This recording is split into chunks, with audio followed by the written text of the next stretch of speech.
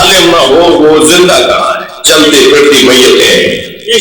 اگر کوئی شخص مر جائے تو فوراً اسے قبر کے حوالے کیا جاتا ہے نا، دفنایا جاتا ہے۔ کیوں دفنایا جاتا ہے؟ ایک احتراماً للمیت، اور دوسرا یہ کہ اس میں سے بدبو آتی ہے، جی اذیت کرتا ہے دوسروں کو۔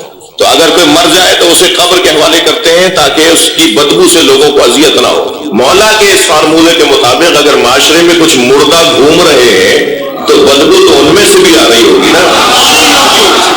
اگر ان کی بدبو ہمیں نہیں آ رہی تو بیمار ہم بھی تو ہیں۔ اگر ہمیں مردوں کی بدبو محسوس نہیں ہو رہی تو شامہ ہمارا بھی تو خراب ہے، سونگنے کی صلاحیت ہماری بھی تو مٹ گئی ہے۔ تو اگر معاشرے میں مردوں کی تعداد بڑھتی چلی جائے اور زندہ کم رہ جائیں تو وہ معاشرہ بیماریوں کا مرکز بن جاتا ہے۔ کیا کریں کہ معاشرے سے مردوں کا خاتمہ ہو اور زندوں کے لیے رستے بنے؟ یہ مجلس اعزاز زندوں کو زندہ دیکھنے کی جگہ ہے اور مردوں کی شناخت کی جگہ ہے۔ تھکے نہیں بیٹھے تو جملہ کہہ رہا ہوں، میں اور آپ مجلس میں جب آتے ہیں تو اینک تبدیل کروانے آتے ہیں۔ یہ حسینی شفا خانہ ہے، یہاں دید تبدیل کروائی جاتی ہے۔ اگر کوئی سرخ شیشوں کی اینک لگا کر بیٹھے تو شلجم بھی چقندر نظر آتا ہے۔ ہم وہ دیکھنا چاہتے ہیں جو حسین دکھانا چاہتے ہیں۔ کربلا کی اینک سے دیکھنے والوں کی دید ہی کچھ اور ہے۔ ہم اخباروں کی سرخیاں پڑھ کر نظریہ نہیں بناتے، نہج البلاغہ پڑھ کے نظریہ بناتے۔ اہل بیت کے فرامین کو پڑھ کر ہم نظریہ بنانے والا قبیلہ رکھتے ہیں۔ یہ جگہ کچھ اور ہے اور اس جگہ کو سجایا ہے حسین مولا نے، اور حسین مولا کی قربانی کو سجانے والوں میں بچے بھی ہیں، بوڑھے بھی ہیں، جوان بھی ہیں، بیویاں بھی ہیں، چھوٹی چھوٹی بچیاں بھی ہیں۔ کوئی ایک کردار تو بتائیے کہ جو امام حسین نے یہ آج کی مجلس، یہ سالانہ مجلس، یہ جلسہ، میرے بھائی عدیل اور ان کے بھائی اور ان کے پوری ٹیم اور رفقا، یہ استقبال محرم کی مجلس سے کم مجلس نہیں ہے جی۔ اور اس مجلس کا ایک عنوان ان چھوٹے بچوں کا ذکر ہے جنہوں نے بڑوں کا سر بلند کر دیا۔ کبھی غور تو کریں جی، کیا تربیت ہے اس گھرانے۔ گفتگو یہ ہے کہ ان کا ہم پر احسان ہے کہ کسی طرح ہمیں اچھا انسان بنائے۔ اچھا انسان بننے کا ایک کسوٹی، ایک فارمولہ ان بچوں اور جوانوں کو دے رہا ہوں۔ کیسے طے کروں کہ میں ابھی انسان بھی ہوں یا نہیں؟ اس لیے کہ قرآن تو اولئک کالانعام، یہ جانور ہیں، لہم اعین لا یبصرون بہا، ان کے لیے ہم نے آنکھیں رکھی ہیں مگر یہ دیکھتے نہیں ہیں، کان رکھے سنتے نہیں ہیں، دل رکھے سمجھتے نہیں ہیں۔ پھر اللہ کہتا ہے یہ جانور ہیں، بل ہم اضل، جانوروں سے بھی پستر ہیں۔ اسی انسان کو اللہ نے جانور بولا ہے۔ ہیا کالحجارہ اشد قسوۃ، یہ پتھر ہیں، اسی انسان کو اللہ نے پتھر کہا ہے۔ شیاطین الانس والجن، اسی انسان کو اللہ نے انسی شیطان کہا ہے، انسانی شکل میں شیطان۔ اسی انسان کو اللہ نے کہا ہے انی جاعل فی الارض خلیفہ، میں زمین پہ خلیفہ بنانے والا ہوں۔ تو یہ انسان خلیفہ بھی ہے، یہ ہو خلیفہ، اور یہ انسان شیطان بھی ہو سکتا ہے۔ تو انسان ایک جیسا ہے مگر سب ایک جیسے نہیں ہیں۔ اتنا بڑا مجمع بیٹھا ہوا ہے، یہ سب جو ایک جیسے ہیں وہ ایک جیسے نہیں ہیں۔ تو جن کی وجہ سے اللہ نے کائنات کو بنایا ہو وہ امت جیسی کیسے ہوگی؟ یہ معقول نہیں ہے بھائی۔ چکوال کی ہر گلی میں پتھر پڑے ہوئے ہوں گے، کوئی پتھر اٹھا کر آپ سنہار کے پاس لے کے جاتے ہیں کہ اس کی انگوٹھی بنا دو؟ ہم اپنے ہاتھ میں اس انگوٹھی کو پہننا چاہتے ہیں، پتھر اپنے ہاتھ میں پہننا چاہتے ہیں۔ ہم ہر پتھر کو ہاتھ کی زینت نہیں بناتے۔ یہ عقیق میں کیا خصوصیت ہے کہ معصوم فرماتے ہیں کہ مومنین کی علامتوں میں سے ایک علامت ہے کہ وہ عقیق کا پتھر پہنیں گے۔ اللہ تو کسی کی رکھتا ہی نہیں ہے نا۔ پتھروں میں جس پتھر نے سب سے پہلی مرتبہ اللہ کی وحدانیت، رسول کی رسالت اور علی کی ولایت کا اقرار کیا وہ عقیق ہے۔ پتھر بھی اگر علی علی بولے تو وہ اولیاء کی ہاتھوں کی زینت بن جاتا ہے۔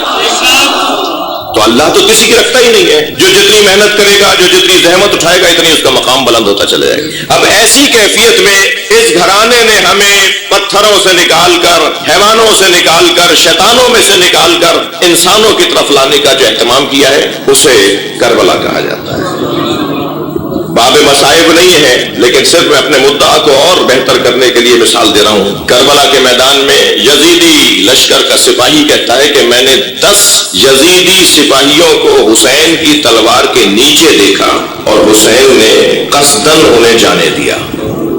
تلوار ہٹا لی اور وہ فرار کر گئے. کہتا ہے 1 2 3 ہوتے تو شاید میں سمجھتا کہ یہ اتفاق ہو رہا ہے، لیکن جب میں نے کثرت سے یہ دیکھا کہ جسے حسین چاہتے ہیں اسے چھوڑ دیتے ہیں تاکہ وہ چلا جائے، تو میں اپنا گھوڑا سامنے لے آیا جہاں حسین آ رہے تھے. میں نے دور سے آواز دے کر کہا ہے حسین ابن علی، میں دیکھتا ہوں کہ آپ لوگوں کو مارتے نہیں ہیں، چھوڑ دیتے ہیں.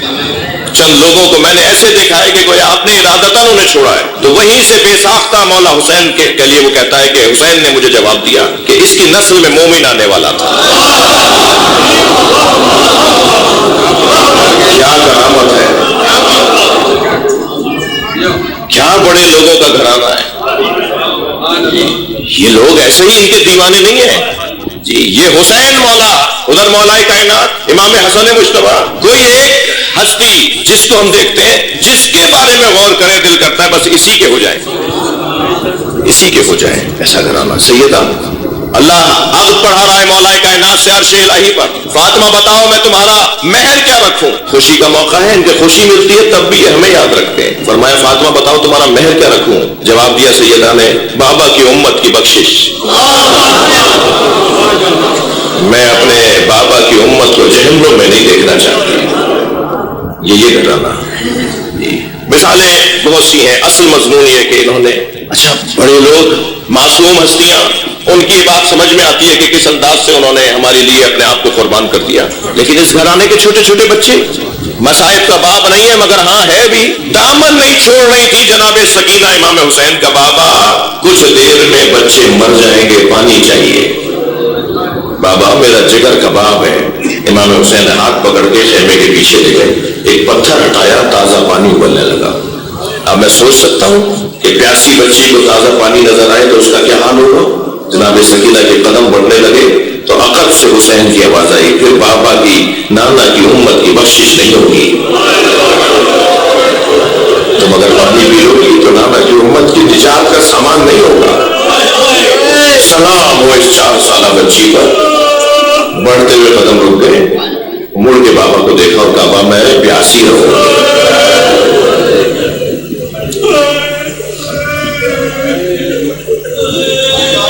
اگر کوئی جھوٹی روایت بھی مل جاتی نا کہ اہل بیت کے کسی بچے نے بھی شکوہ کیا اور اپنے مولا حسین کے ہدف سے ہاتھ اٹھایا تو اتنا اسے سجا کر پیش کرتی ہے دنیا، اتنا اسے بیان کرتی ہے دنیا. لیکن چھوٹے چھوٹے بچوں کا معرفت کا مقام دیکھیے. جب زلجلہ خبر شہادت لے کر آیا تو سکینہ بیوی نے کوئی شکوہ نہیں کیا، بلکہ گھوڑے کی گردن پہ ہاتھ رکھ کے یہی تو پوچھا نا پانی پلا کے مارا، میرے بابا کو پیاسا مار دیا. یہ تو حق ہے نا ایک بچی کا کہ وہ یہ جاننے گی میرے بابا کو مارا کیسے. معرفت کا مقام. جناب رباب تو سادات کے نانے سے نہیں تھی نا، جناب زہرا کی نسل نہیں ہے نا، نبی کی اولاد نہیں ہے نا. جناب ام لیلہ تو دوسرے خاندان کی ہے نا، بی بی ام فروا تو دوسرے خاندان کی ہے نا. مگر ان بیویوں کا کردار دیکھیے. جب جناب قاسم کا لاش آیا ساری بیویاں کھڑی تھی مگر قاسم کی ماں نظر نہیں آئی. امام حسین نے جناب زینب سے پوچھا بہن زینب بھابھی ام فروا کہاں ہے؟ تو ایک بیوی کی آواز آئی جب قاسم کی شہادت کی خبر آئی تھی تو ام فروا پشت خیمہ پہ چلی گئی تھی. اب جا کے جناب زینب نے کیا دیکھا کہ جناب ام فروا نے پیشانی سجدے میں رکھی ہوئی ہے اور ایک ہی ذکر دہرا رہی ہے شکرا شکرا، یا اللہ تیرا شکر ہے میری قربانی قبول ہو گئی. جیسے ہی سجدہ مکمل ہوا نا بی بی کا تو جناب زینب کی آواز آئی بھابھی آپ کو حسین بلا رہے ہیں. وہاں پہنچ کر لاشے کو دیکھ کر کوئی شکوہ نہیں کیا بلکہ امام حسین سے کہا آپ اپنا سینہ اپنا سر اونچا کر کے کھڑے ہو، اللہ نے آپ کو کیسا بھتیجا دیا ہے. اور کہا بس مجھے قاسم کا خون بھرا کرتا چاہیے، مجھے آپ سے کچھ اور نہیں چاہیے. امام حسین نے بھی نہیں پوچھا کہ بھابھی اس کرتے کا کیا کریں گی، فوراً ہی وہ خون بھرا تار تار چاک چاک کرتا جناب ام فروا کو دے دیا.